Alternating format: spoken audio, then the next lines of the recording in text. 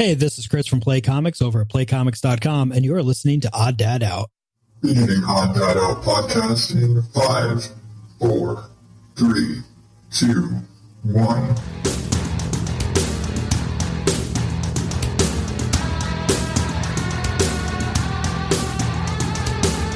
Welcome to the Odd Dad Out podcast, where normal is not my specialty. I am your host, as always, the really having a kind of shitty couple of weeks, Adam Higgins, the Odd Dad Out, and this is a show where I normally empty my brain out of all of its crap. I tell you about some news shit that makes to make fun of, and that wasn't even intelligible, but I'm just going to roll with it. And I usually tell you about a podcast you should be listening to, and all of this is usually because I'm just not doing any of that today. Because it's just the way it is. It's one of those long rambling sort of days, and I don't even know how long it's going to be, honestly. I'm just going to tell you now. This is the show that I probably was going to do last week, had things not happened the way they happened last week, and with a little splash of what I've done since. So if you aren't aware, if you follow me on the social medias, which, come on, why aren't you following me on the social medias? You would know that last week we had to put down I hate that phrasing. We had to put Emmett to sleep. And if you were listening to the last show, I was talking about how he had been sick, and at this point last week, he hadn't eaten for 3 weeks, like nothing really substantial, nothing like a full meal or anything.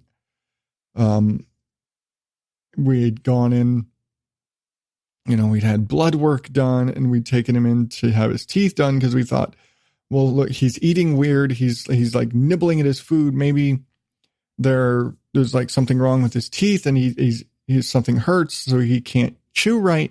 So maybe he's just having trouble there. So we'll have his teeth looked at, and maybe that's why he's not eating, because it hurts too much. And he came back from that, and they said, no, his teeth are fine. He needed a cleaning, but otherwise his teeth are fine. There's no troubles there. And because all of this was related to he's not eating. Well, why isn't he eating? What's going on? And so they suggested, hey, we've got him sedated for the dental exam. Let's go ahead and do some x-rays. They did an x-ray of his head to see maybe there's something they didn't see with the dental exam. And they did a torso body, abdominal, whatever you want to call it, x-ray. And long story short, they didn't find anything. The doctor said it looked like, I think she said like his spleen or something like that. One of those lesser organs was a little enlarged, but that actually makes sense because he was being treated for a thyroid condition.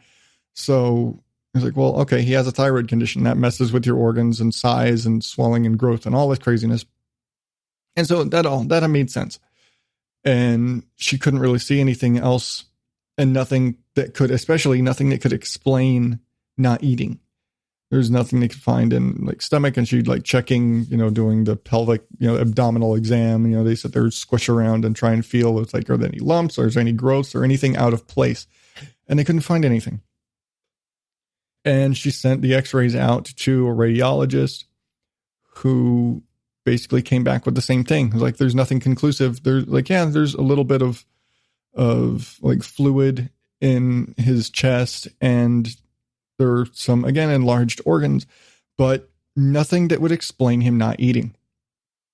And again, at this point, it had been 3 weeks, and he'd gone from like throwing up a lot of whatever he did eat to not eating his regular dry food to like one day where we could get him to eat wet food and like, the standard, if your dog's sick, give him boiled chicken and rice.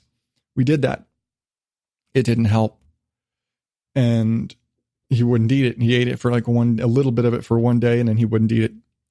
We tried everything, just working our way down. Like, okay, here's hot dog, just chunks of hot dog, and hand feeding him chunks of hot dog, and he'd nibble at them, but then nothing. And the next day, he wouldn't even eat that. And everything we'd try, he'd try it once, and then come the next time, he wouldn't touch it. And this progressed, and it was getting softer and softer foods to the point where we actually ordered like puppy milk and basically like Ensure for dogs and a syringe, and we're hand feeding him, like force feeding him with a syringe, this stuff like puppy milk and this dog Ensure. And again, we got him to take it for a day, but come the next day, nothing. We couldn't get anything. No. So we were at a loss, because by the time the results came back from the radiologist, it had been 3 days since he'd had anything. Nothing. And come that previous Sunday, after all of the milk stuff, and he stopped taking that, he couldn't even keep water down. He would drink water, and then he would promptly throw up all over the house. So he was not getting anything into his system at all in the last few days. Meanwhile, he's lost about 20 pounds. And, he dropped a ton of weight when he got his, started getting his thyroid medication and all that. Also, he hasn't been able to take his regular medication because he's not eating, so I can't give him his medication. But, he's not eating, and he's just shriveling up, and every day, and he's just laying around, and he'd just moved from laying on the couch to laying on his bed in our room, and that's it. He would go from his spot in one room to his spot in another room, maybe twice a day, and that was it. And that was it for his last few days. And by this point, again, 3 weeks without any substantial food in his system, he's shriveling up. And when the radiologist report comes back and they say they can't find anything, the only option that our doctor had left for him, she was like, okay, well, I can refer you out to a specialist, and they can do some ultrasounds and see if maybe there's something that we can't see because of x-rays, because x-rays are more for hard masses like bones, so they don't see the soft tissue in the organs as well. But, it's okay, go out and get referred out to a specialist for them to do that. And if they see anything, maybe they can do some biopsies, maybe go from there. But up to this point, nothing has given us any direction. It is just test, nothing, test, nothing, test, nothing. And so we ended up looking at it as a matter of, okay, if we get a referral out to a specialist, then we have to schedule an appointment with the specialist and find maybe they can't see us for 2 or 3 days. And then they do their test. And then we're waiting another day or two for the results from any of their tests. Meanwhile, every single day that goes by without an answer and a solution, he's not eating. And he's wasting away in front of us. And we didn't want to put him through it anymore.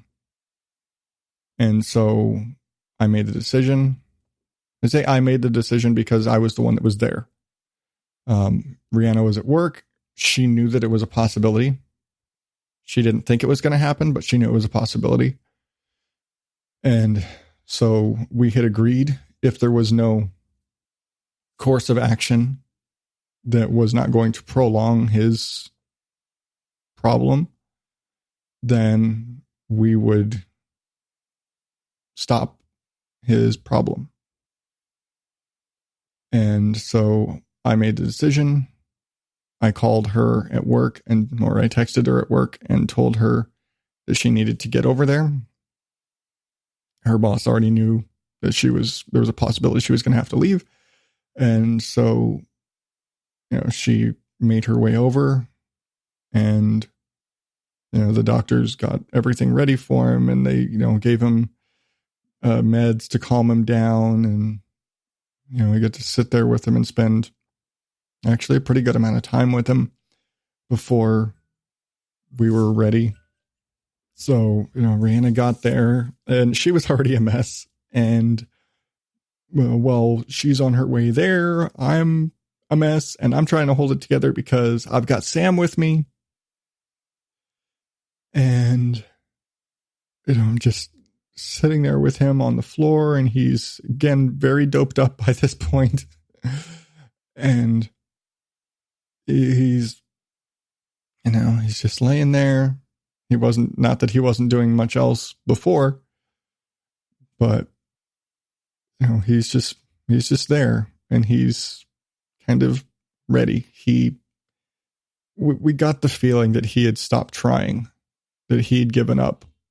He knew that it was his time, and it sucked because we knew that he didn't have much more time. He was going to be 12 this week, and that's pretty old. I think, the expected lifespan on a Dalmatian lab was only maybe 15 years. I think they said like 10 to 15 years. So we knew that the time was near. We knew he didn't have a lot longer. But we didn't like seeing him wasting away like that. And even when we knew that it was a near time, it sucked. It sucked to see it. It sucked to be through it. And it sucked sitting there watching him hurting and not having any answers and not being able to do anything for him and just feeling like it was my fault. Like I did something wrong. I couldn't find out what was wrong. I couldn't help him. And I just didn't know. And it sucked.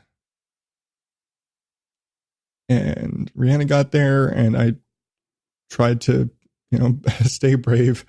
And the lady up at the front in the vet's office, she basically had Sam with her up at the desk and printed off some coloring pages. And he was sitting there up in the front coloring with her while we were in the room with Emmett.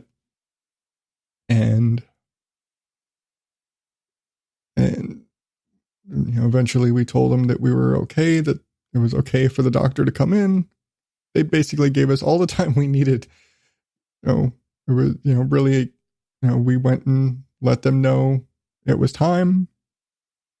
And she came in, and, Emmett always said he always, when he's on the clock, when we're around, he's guard dog. His job was to protect us and keep other people away from us. So if anybody was around, if we're there and anybody came around, his job is to be between us and anybody else and protect us and growl and bark and raise a big fuss and keep other people away from us, because it's his job. He's supposed to protect us. And again, he was really doped up. And so, he was not too enthusiastic about trying to do that job. He'd actually tried nipping at the doctor's shoes when she first walked in, but he didn't hardly have much fight left in him. And so she even knew that he was gone. He was ready. He didn't have the energy to fight anymore. And so when she came in and we're sitting there with him on the floor, and Rihanna's holding his head, and we're trying to hold it together, but failing miserably. And she gives him his shot, and he starts growling at her, just like this half-hearted, it's like trying to growl and still act tough all the way to the end. I was like, no, I've got to growl at the doctor because she's here. I can't. Like, I gotta growl at her because that's what I got to do. It's my job. And she gave him the shot. And I just put my hands on him, and then he closed his eyes, and then he stopped breathing. And he didn't fight, and he didn't. I've heard that it can be really dramatic, that it can be really a scary thing when our boxer Cheyenne had cancer and we had to go through this. I wasn't there. Rihanna was there, and she said that after they gave her the shot, that she was fighting it, that she was scared, that she was panicked, and she was, and you get, and so that's what I was prepared for. That's what I was told to be expecting, but he didn't. He had no fight left in him. He just went to sleep. And we just sat there.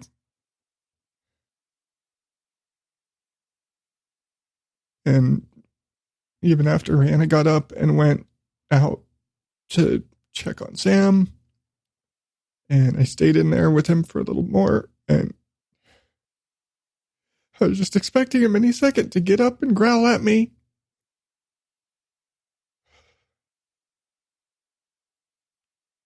And he didn't. And I had to leave the room and just leave him there on the floor for them to take care of him.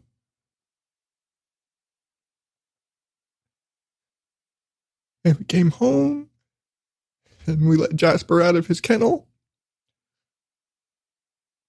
And we went and picked the boys up from school, and then had to explain to them what happened. And,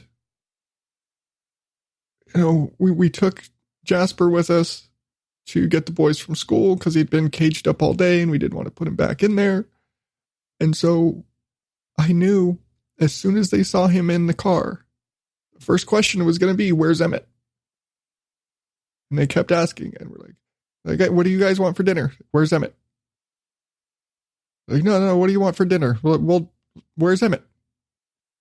Okay, let's go get burgers. Okay. And we get home, and they're all excited because we got Burger King, and they're all excited. And Mom's home, and we got Burger King. Where's Emmett? Finish your dinner. Like, okay, where's Emmett? And Charlie figured it out, and I had to calm him down because I didn't want him to scare the boys. And after dinner, we all sat down and told the boys what happened. And this was at maybe 4 p.m. And they cried themselves to sleep that night, because that is how long we all were having to, we didn't stop the whole night.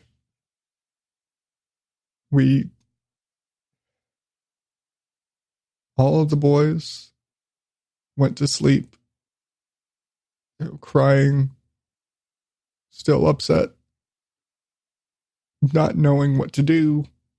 The next day, when you wake up and the dog who has been there every day of your life, for all of the boys, Charlie is the only one who ever had, 6 months of his life. We didn't have Emmett. But all of the others, from the minute they were born, their entire lives, he's been a part of it. So much of our lives revolved around, Emmett needs to be fed here. He needs his he has to be fed at a certain time because he has to take his medication, and he needs this, and we can't go, if company comes over, we have to make sure we have him outside first so that he can come in after they're already in the house, or he's going to get upset. We can't watch certain TV shows because he doesn't like that theme song, or there are too many birds on that show. He doesn't like it, and so many things in our house, in our life, Like I had to get, I have to get up and I'd swing my legs wide when I get out of bed because he would be asleep next to my bed and right there if I'd step on him. Even now, I still swing my legs wide because I'm just so used to doing it, even though he's not there. And I still expect him to start barking whenever somebody knocks on the door or we get a package delivered. And it sucks. And we miss him. We all do.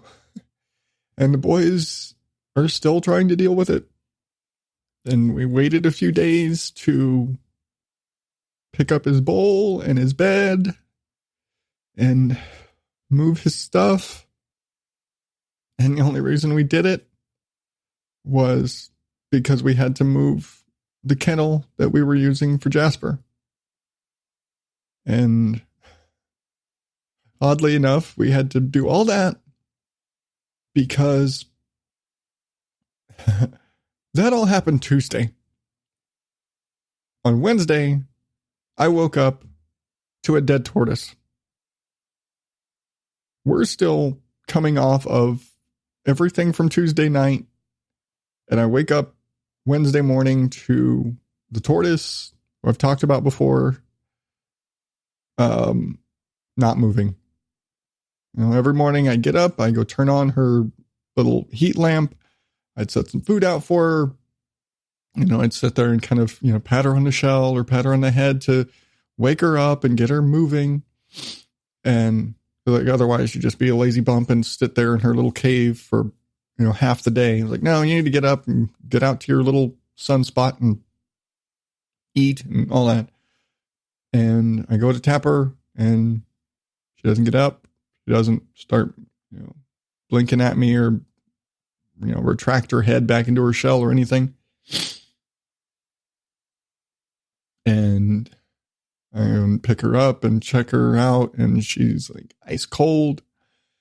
So I go and run water on her. It's like, okay, maybe she's just really tired. She just got a little too cold last night and she's not waking up because reptiles and cold air and all that. Okay, fine. I go and run some more water over her and didn't move, nothing. So, yeah, I wake up to a dead tortoise and I put her back in her cave in her little where she would sleep. And I let the boys know after school and I told them, do not tell mom because she doesn't need this shit right now. She was still having a bad day Wednesday after everything Tuesday. And one more thing she didn't need. And so Thursday, she took another day off and we just spent the day doing shopping and watching and playing games and watching movies and doing everything we could to distract ourselves from everything in the house. And we took Shelby over to the vet to make that call. Like, hey, so, funny story. And went in and took her in there so that she could be cremated as well because we're having Emmett cremated. So he will have a nice cedar box with his paw print and all of that nice stuff with his ashes in it. And he'll sit with our boxer, Cheyenne, and they will be together again. And we went and got one of those living urns for Shelby. Figured we didn't want to have a shelf full of boxes of dead pets. So it just started getting really morbid. And so we ordered one of those big living urns, where you mix the ashes in with the soil and there's a tree in it. And so we have a living urn for Shelby. And by the way, if you ever look into one of these things for a pet, they're fucking huge. Like fucking huge. In the picture, you think it's going to be like, I don't even know, a few inches high or whatever, that it's going to be like just a little, like maybe a large coffee mug or something wide. It's like, no, this thing's like a gallon. The whole planter urn part of this thing is like a gallon jug, and it's porcelain or it's ceramic. And yeah, it's fucking huge. And then the tree that we ordered, which they, to make sure that there's, you have the planter before you have the tree, they ship the tree like a week later. And so the tree that we got is a pretty little ficus tree that'll grow. And so we'll have that. Yeah, fun times. All that in 2 days. And I'm kind of fairly certain that she actually had died on Tuesday. Just because that morning wasn't really so much checking up on her and all of that, because we were so worried about Emmett's appointment and everything going on with him. And, taking care of him that day, that I'm fairly certain that she may have actually passed on Tuesday. But yeah, fun times. And that's not even the end of all of the pain and everything going on around here. But I'm going to stop for a minute. I'm going to play some promos. Why am I playing promos? Because I need to stop and recollect myself. And I will be right back. In a world of what are yous, welcome to the place where the answer is always human. My name is Natalie, and I'm the host of Some Kind of Brown. I was born and bred in the Southern Bible Belt of the U.S., and if you know anything about the South, growing up multiracial was some kind of an experience. Join me in this community where I share my stories, am joined by guests who share their own, and talk about pop culture events that affect us as mixed people. You can find Some Kind of Brown on Twitter, Instagram, Facebook, and most places you find podcasts. I'll see you there with some more shades of brown.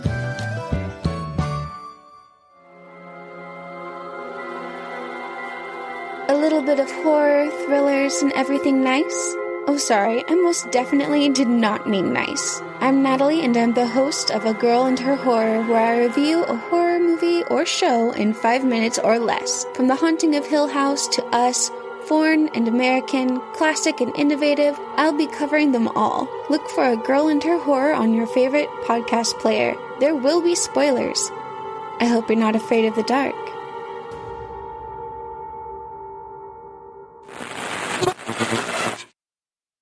Yeah, I just played 2 different promos from 2 shows from the same person. Sue me. Just, I don't know. So, I've got my coffee. I'm kind of breathing now. I'm still a little sniffly because, you know what? I'm just going to say, there wasn't a lot of time. Basically, the time where I was gone, that was the time you just listened. The time that you just listened to those promos was the time I've had to collect myself. You're welcome. Keeping it real on the Odd Dad Out podcast. Plug. Of course, you can find the links to those shows in the show notes. I'm trying to do more about reminding you that stuff's in the show notes, because it's all there and it's all on the website.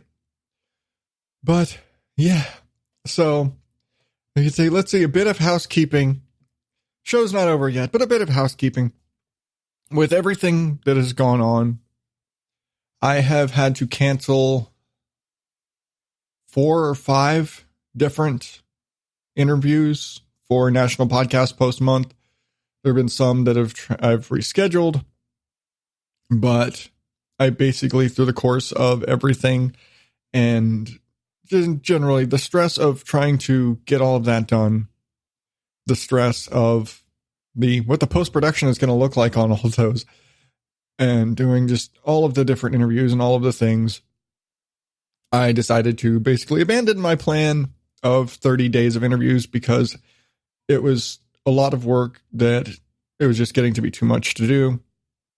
And with everything else going on, I just couldn't go through. I had, like I said, I canceled so many interviews, and I've got such a limited schedule, and I really felt shitty whenever I would approach people and be like, hey, I want to interview you for the show, but I'm only available between noon and 2 o'clock on weekdays. and maybe on Sunday afternoon. That's it. And I'd feel really shitty asking people to be on the show and then saying, well, I can only record on this time. And that's really, a really minimal time frame. And it sucked. I felt really shitty. And it's the same reason I'm not on a lot of other shows. And you don't hear my voice very frequently with other podcasts, is because as much as I want to, I don't have the availability to guest on a lot of places. And so, yeah. So I'm still planning to do the 30 days of episodes, but it will be kind of a combination of the interviews I have recorded, a couple that I've still got left that I am still going to do. And maybe I'll have a couple more that I'm intended to do, but as of right now, I'm not rushing. And if I can't do any more recordings after this week, then I can't. And that's it. And I'll have, regular episodes of, short shows with me, and like I've done in the past with whatever the hell's going on that day, and mix in some of the interviews. And I'll probably drop the interview ones for the weekends, because that'll just be a lot easier, because when I'm supposed to be with family, it gives me the ability to be with family instead of recording for a daily thing. So I can work them in that way. And I've got a few of them done. And so that's that. This month, the guest of the month this for October is going to be Kate from Ignorance Was Bliss. And basically, you may or may not notice some overlap in the conversation for this month, as you'll hear for her segment in November, because literally this was a 2-something hour conversation that we ended up, I was like, you know what, I'm going to split this up.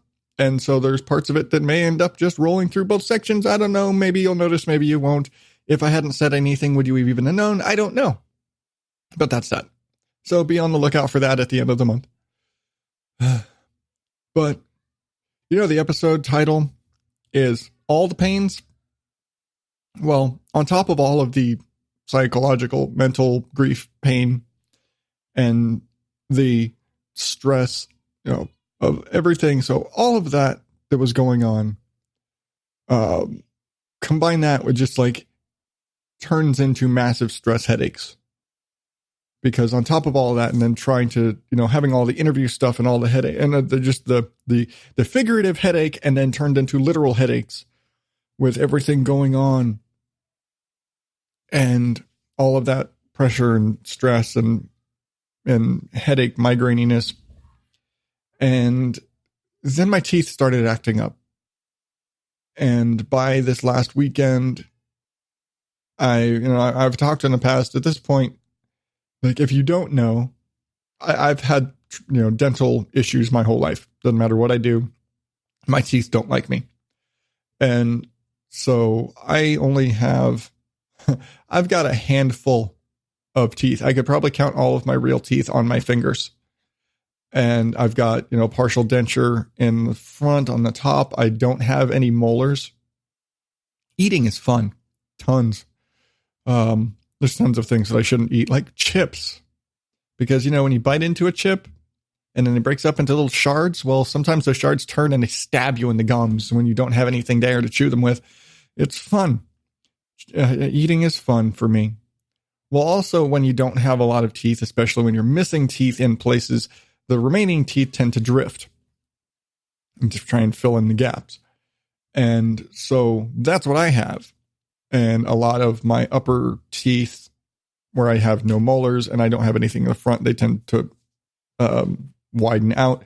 And so I have these really big gaps between my teeth, which when I am eating something, chicken, ground beef, steak, just about any meat, really, because it's all kind of fibrous, but anything that, really anything, it tends to get wedged in between those teeth. And it, as you're chewing and more food is trying to pack itself in there, it's wedging and it's putting more pressure on those teeth, and it gets very painful.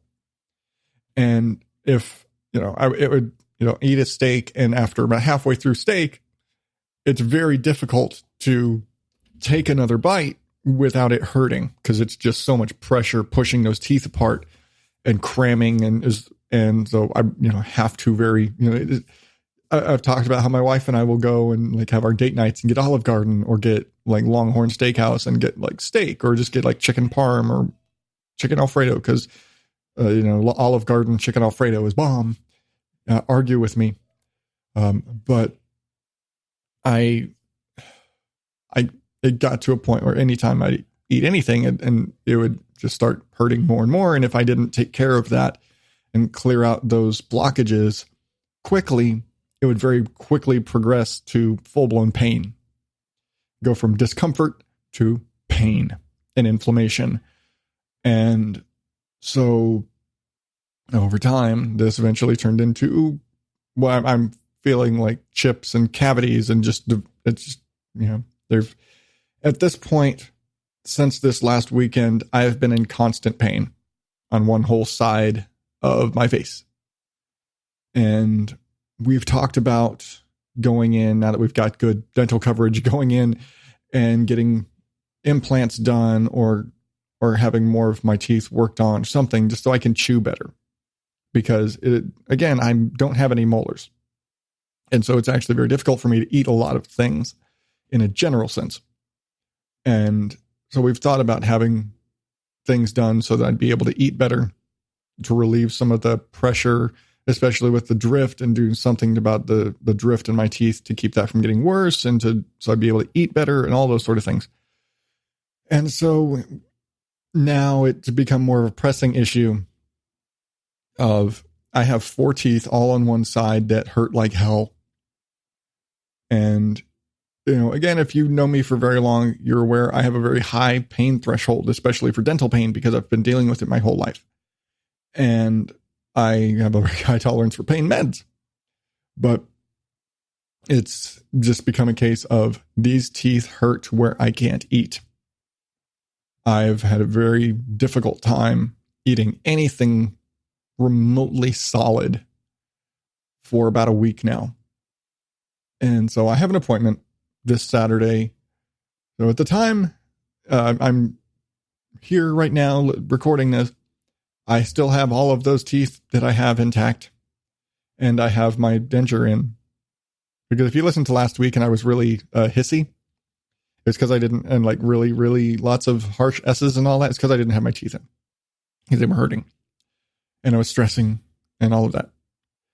But anyway, it may happen because the teeth that are causing me trouble right now are the ones that hold my denture in, because I only have partial. They basically like little metal hooks that hook inside between my teeth and hold it in place. So I don't have to use Polydent or anything like that. But those are the teeth that are causing me trouble right now. And it's entirely possible, and I'd say even likely, that they're all coming out this weekend. And so I see a distinct possibility that come Saturday, I won't be able to wear my denture anymore. So I won't have any visible teeth in my smile, at least on the top. And we've considered, looking at the cost of what if I get implants and get get dental implants. They're fucking expensive. How would, they've got things now where you get like 4 implants put in and then they attach a full denture to it, or just getting full dentures. Like how would the insurance treat it and all these things? And how's that all going to go down on a Saturday morning? Because, insurance companies and weekends. So it's really something where we're looking into that and what are our options. But it's entirely possible come this weekend, I may be missing even more teeth or have none at all. I don't know. It's just a whole big thing. But it sucks. And I've been in relatively constant pain for this entire week. And I've gotten promptly yelled at for not eating because, I should be eating, especially under the circumstances of pet loss recently. I should be eating. But yeah, we've got all this emotional pain and all the now physical pain. And, I'm that guy. My whole thing is I bury myself in my work. When I'm hurting, when I'm grieving, when I'm going through anything, I'm the bury myself in my work guy. Which begs the question, well, then why wasn't there a show last week if I'm the bury myself in my work guy? Long story short, because my family aren't. I needed to be here for them. I needed to be dad. I needed to be husband. I needed to be support structure for everybody else and everything they were dealing with. I couldn't bury myself in my office working when they all needed me to be there because everything just happened. My wife needed me for her mental health day to be there with her and go shopping and look at Halloween decorations at the spirit store, because it made us all happy and we had a good time and we enjoyed our day, and it got us away from everything at home that was sad. And they needed that, and they needed me for that. And for me, it's a distraction. It's good. It goes to, I like helping people, and they needed me to be there, and my priority needed to be with them, not worrying about myself. And I've wanted to sit here and just dump all of this out on you guys so you understand that everything that, because I've said it before, my life and my world is an open book to you guys. You get me and all of me and the whole everything that is me and all of my weirdness and all of the pain and all of the everything that I go through and the frustrations and the everything. You get that. And to a certain degree, I'm sorry, because I shouldn't unload all of my crap on you. But at the same time, the show is an outlet for me to get all of the crap out of my head in one way or another, whether it's bitching about stupid people in the news or me fangirling out and being super excited about another podcast, or guests that come on and just getting to talk to my friends, or telling you about losing our dog. And so I'm the guy who buries myself in my work. I'm the one who sits there at the computer and finds a project and does a thing and does a thing and does a thing until I cannot go anymore. And Saturday night, dental pain and all, knowing I had to work on Sunday morning, I stayed up, even though I was home from work at like 10 at night. I sat down at my computer until 4:30 in the morning, working on merchandise designs and redesigning duffel bags and backpacks and shoes and all the stuff in my merch store, because they are things that aren't simple. It's not, put a picture up and it turns it into a thing. It was okay, I've got to design and I have to make a thing and then tweak it and adjust it. And okay, how is the final thing going to look? Okay, well, that doesn't, the spacing of this isn't right. It's not going to, the lettering goes too far down. This isn't going to work. Okay, readjust it and move this. And, this isn't aligned right. And doing all of those things and making all of the things. And if I have this in white, I need it in black too. How do I fix that? And I need to switch it. And doing all of the things, and basically completely revamped half of the items in my merch shop. Not that this is a plug, but hey, shop.oddadoutpodcast.com, plug. Check out the stuff that I've been working on. Or again, if you're following me on the social media places, I've been showing it off. At Odd Dad Out on all the places. There. That's done. But see, all of those little breaks help keep me from getting too far. I didn't do that for the whole first segment. And again, I think I would have been fucked up in the middle of that to go to oddadoutpodcast.com in the middle of trying to not cry my face off. So again, still sniffly from all of that. But anyway, that's what I've done. And I've actually done it for several days now of just burying myself in that project of redoing designs. And, now I've got to, I've only got this one kind of backpack and it's only for this one design. And I need to have the other ones, and I need a black one, and I need a different design to go with this style. And redoing that. And, I'm going to make shoes. And there are shoes now, by the way. And just making all of the things just as a big distraction from all of the everything. And if I'm working, I'm not thinking about animals. and I'm not thinking about headaches, and I'm not thinking about my teeth, and I'm not thinking about any of those things. And I'm just thinking about getting this thing done. And look, it's done. Look at how awesome this is now. Look at this cool thing that I made. Isn't it awesome? And even if nobody buys them, because let's be honest, nobody buys them. Fucking like 100 some odd items in the shop. No bullshit. Nobody buys them. But they're there. The buttons and the magnets and the stickers and the shirts and the hoodies and the shoes and the duffel bags and the backpacks and the binders and the all of the things and the throw pillows and all the shit that is there. But it's there for me as a distraction, for me to work on and me to take me away from all of the pains and all of the pains that I've been going through, because I don't know any other way to do it. Because when I say that it's done and I've made a thing, even if nobody ever gets it, I still made a thing, just like I do here. Even if nobody listens to the show, I still made the thing. And I sat here and I got all of this out of my head and I dumped it all out for you. And if nobody listens to this, okay. But I did it. And now I can go, and now I can move on. And I can move on until the day when I'm called to pick up the ashes. And then it's all going to hit me again. And I'm probably going to end up designing a fucking new backpack or another shirt or there's a new shirt design I have to work on, and I've got to make this new fancy thing. And it's like, oh, well, I need to get those leggings designed because Rihanna's given me so much crap about them. But you know what? I'm going to do it. Eventually I'm going to do it. And, I've got to, that's how I get through it. That's just what I do.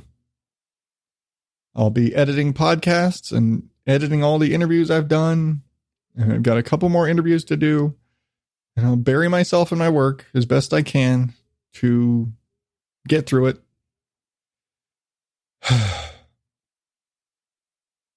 But enough fussing and crying and whining and depressing, and sorry that this was such a depressing episode and really not all that funny. But this is what I've been, this is where I've been, this is what I've been going through. Hopefully I'll be more upbeat and back to normal next week. We'll see. And I'll have all the promos and the stupid news and podcast plugs and all that stuff right before we roll into the end of the month and National Podcast Post Month, where everything is going to completely get tossed around. But that's not yet. That's still coming up. But again, if you want to buy any of the merch shit that I've just spewed on about me redesigning, again, shop at shop.oddadoutpodcast.com. Of course, links to all the other stuff in the past episodes and all of the spiel and links to subscribe to the show, all of that stuff is at, you guessed it, oddadoutpodcast.com. You can follow me on the social medias at oddadout. I've said that before a few times. And until next week, oddballs, hopefully I'll be in better shape. Thank you and good night.